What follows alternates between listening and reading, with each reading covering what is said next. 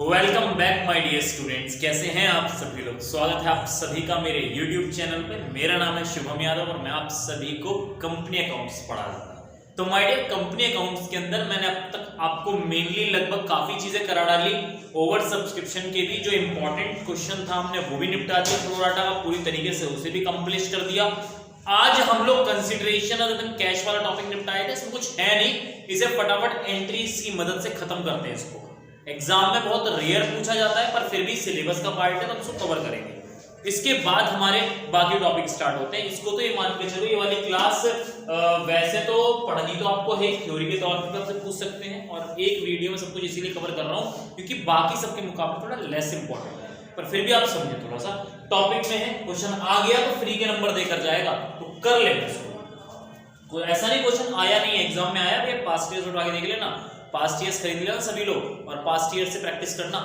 Past years में उठाकर देखना consideration other than cash questions आए हैं एग्जाम में, बस थोड़ा कम देखे गए बाकी के मुकाबले। तो कंसीडरेशन अदर देन कैश का मतलब क्या होता है कि आप शेयर्स तो दे रहे हो पर बदले में कैश नहीं ले रहे, उसकी जगह कुछ और ले रहे हो। और क्या ले रहे हो? या तो आप एसेट ले रहे हो या बिजनेस परचेज कर रहे हो, मतलब बिजनेस परचेज किया और बदले में कैश नहीं दिया बल्कि क्या शेयर्स दे दिए। एसेट खरीद ली, बदले में कैश नहीं दिया बल्कि क्या दे दिया? शेयर्स दे दिए। प्रमोटर्स, प्रमोटर्स कौन होते हैं? जो कंपनी को फॉर्मेट करवाते, कंपनी को बनाते हैं, उसको बोलते हैं प्रमोटर्स। समझ में आई बात? कंपनी का रजिस्ट्रेशन वगैरह सारा काम प्रमोटर्स करते हैं। पहले की वीडियोस में मैंने बता दिया आप लोगों को। अंडरराइटर्स कौन होते हैं? जो 90% सब्सक्रिप्शन की बात मैंने बताई थी ना कि अगर बाई चांस 90% सब्सक्रिप्शन पूरे नहीं होते, मान लो 89% सब्सक्रिप्शन होते हैं, 85% सब्सक्रिप्शन होते हैं, तो उस केस में कंपनी एक काम करती है, कंपनी क्या करती है, पब्लिक में ही एक बंदे को उठा लेते हैं। पब्लिक में एक बंदा होता है, उस बंदे को कह दिया जाता है कि भैया ये प्रमोटर सॉरी ये अंडरराइटर है, वो कमीशन पे काम करता है, पैसा कंपनी वाले इसको देते हैं, वो अपने नाम से कंपनी के शेयर्स खरीद के 90% सब्सक्रिप्शन कर लेता है। एग्जांपल के तौर पर आप समझाऊं, मान लीजिए 10,000 शेयर्स इशू किए, कम से कम 9,000 का सब्सक्रिप्शन आना चाहिए 90% के केस में, पर माइडे केवल 8,000 का सब्सक्रिप्शन आया है, तो उस केस में क्या हो जाएगा? अंडर सब्सक्राइब्ड है, वो भी मिनिमम सब्सक्रिप्शन से नीचे है। तो इस केस में कंपनी को क्या करना पड़ेगा? 15 दिन के अंदर पैसा वापस करना पड़ेगा, इशू डेट के तुरंत बाद, क्लोजर ऑफ इशू डेट के तुरंत बाद। तो माय डियर 8,000 में कमी कितने की है? 1,000 शेयर्स की कमी है। 1,000 शेयर्स की जो कमी है, इस 1,000 शेयर्स को कौन खरीद लेता है? एक बंदा खरीद लेता है, इसको बोलते हैं अंडरराइटर। अब इसके पास इतना पैसा कहां से आया? माय डियर इसके पास पैसा नहीं होता, कंपनी इसको पैसा चुपचाप पहुंचा देती है कि भैया ले तू हमारे बिहाफ पे शेयर्स खरीद लियो। अगर अंडर सब्सक्रिप्शन होता है तो, मतलब मिनिमम सब्सक्रिप्शन से नीचे भी अगर गए तो खरीद लियो, अगर नहीं गए तो कोई प्रॉब्लम नहीं, अगर चले गए तो परचेज कर लियो, ठीक है ना। तो ये कमीशन पे काम करता है, ठीक है ना। तो हम क्या करते हैं, इसको कमीशन ना देकर क्या कर देते हैं, इसको कभी कभी शेयर्स दे देते हैं। समझ में आती बात? इतने ही हमारे 4 टॉपिक हैं, इनकी फटाफट एंट्री करते हैं कि कब क्या क्या स्थिति होती है। प्रीमियम और पार में कोई फर्क नहीं है, साथ साथ बताता चलूंगा, ठीक है जी। हाँ जी भैया, तो आपका टॉपिक क्या है? पहला वाला एसेट, जिसके बारे में मैंने आपको बताया। मतलब सबसे पहले व्हेन एसेट परचेज या फिर रिसीव, या तो एसेट आपके पास रिसीव हुई है या फिर आपने क्या किया, एसेट को परचेज किया, तो आपने क्या एंट्री डाली? Asset account debit to vendor account. Vendor का मतलब होता है सेलर। माय डियर अगर आपको सेलर के नाम दे रखा है कि मशीन रिसीव्ड फ्रॉम राम या machine receive from X limited, तो आप उसका नाम लिखेंगे। मैंने कहा कि मशीन रिसीव फ्रॉम राम, तो एंट्री बनेगी machine account debit to Ram. मैंने कहा machine received from X limited, तो मैं एंट्री बनाऊंगा machine account debit to X limited. जो भी एसेट है, एसेट कोई सी भी हो सकती है, जो भी एसेट होगी आप उसका नाम लिखेंगे यहाँ पर, और जिससे खरीदा जा रहा है उसका नाम लिखेंगे यहाँ पर। माय डियर अगर आपको नाम नहीं बता रहा था तभी आप वेंडर का नाम इस्तेमाल करेंगे, वरना आपको हमेशा क्वेश्चन में वेंडर का नाम बताएगा कि किससे आपने खरीदी है, ठीक है जी। ये तो पहली एंट्री हुई किस टाइम पर? जब आप एसेट्स को खरीदते हो या फिर रिसीव करते हो। उसके बाद आप क्या कर रहे हो? उसी पर्टिकुलर वेंडर को क्या कर रहे हो? शेयर्स इशू कर रहे हो। समझ में आई बात? शेयर्स क्या कर रहे हो? इशू कर रहे हो। और अगर मान लो एट प्रीमियम है तो इसमें कुछ और नहीं बल्कि सिक्योरिटी प्रीमियम रिजर्व ऐड हो जाएगा, ठीक है। एग्जांपल के तौर पर मैं आपसे कहूं, मान लो आपने 1 लाख का फर्नीचर खरीदा, किससे खरीदा? फ्रॉम राम से फर्नीचर खरीदा और 10 रुपए वाले शेयर्स इशू कर दिए। ठीक है जी, 10 रुपए वाले शेयर्स इशू कर दिए, तो उस केस में एंट्री क्या बनाओगे,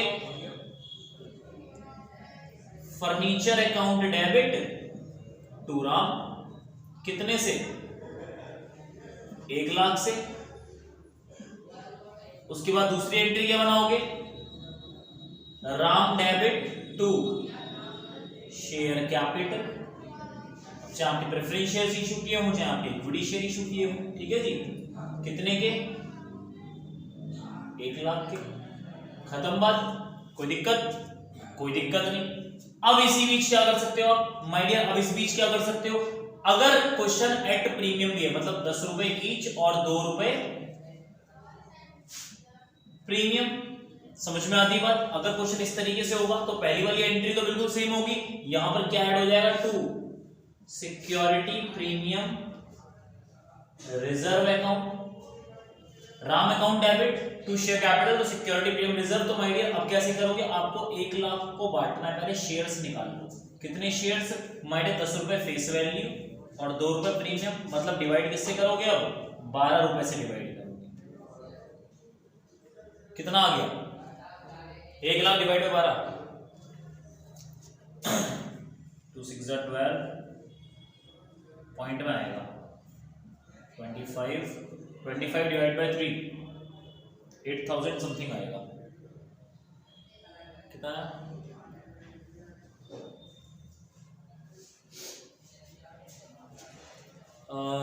8333, तो शेयर्स आए 8333 शेयर्स। तो इसमें कैसे एंट्री होगी, 8333 शेयर्स मल्टीप्लाई बाय 10, आप यहाँ शेयर कैपिटल लिखोगे और प्रीमियम कितना आएगा, 8333 मल्टीप्लाई बाय 2, राउंड ऑफ कर देना, 1 रुपए का ऊपर नीचे रहेगा, पॉइंट में है ना, ये 0.33 शेयर्स आगे रहता है, ठीक है ना, तो राउंड ऑफ कर देना, किसी एक में या तो इसमें 1 रुपया बढ़ा देना या इसमें 1 रुपया बढ़ा देना, ठीक है। तो उस हिसाब से हमारा ये एसेट का भी क्लोज होता है, इसमें ज्यादा कुछ खासा है नहीं। अब जो है अगला टॉपिक करते हैं, चलिए जी, अपना नया टॉपिक दूसरा वाला, बिजनेस परचेज। मैंने बताया बिजनेस परचेज करेंगे तो आप क्या करते हो, बिजनेस खरीदते हो किसी का भी और क्या दे देते हो बदले में, उसको शेयर्स इशू करते हो। तो माइंड जब आप बिजनेस परचेज कर रहे हो, किसी बंदे का बिजनेस खरीद रहे हो, तो एक अमाउंट तय होती है, एक अमाउंट तय होती है, उस अमाउंट का नाम होता है परचेज कंसिडरेशन। जैसे कि मैं किसी का बिजनेस खरीदने जाता हूँ, कोई बंदा लॉस में चल रहा है या कोई प्रॉफिट में चल रहा है, कोई अपना बिजनेस बेचना चाह रहा है, वो कहता है, दुकानों में तो होता है ऐसा कि भरी भराई दुकानें दे दी जाती है कि ठीक है यार ये दुकान ले लो, उस दुकान के अंदर माल रखा हुआ था 2 लाख का, 5 लाख का, 10 लाख का माल होता है, ऊपर से उसको देनदारी भी होती है, लाइबिलिटी भी होती है कुछ ना कुछ कि यार उस बंदे के ना 50,000 रुपए देने, वो भी आप ही को चुका देना।